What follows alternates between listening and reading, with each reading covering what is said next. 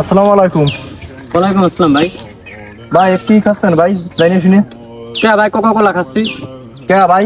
আপনি জানেন না এটা ফিলিস্তিনের পাশের রাষ্ট্র ইসরায়েলের পণ্য?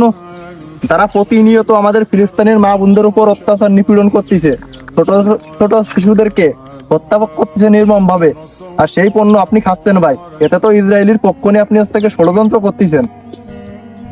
আসলে ভাই আমি বুঝতে পারিনি, আমার ভুল হয়ে গেছে।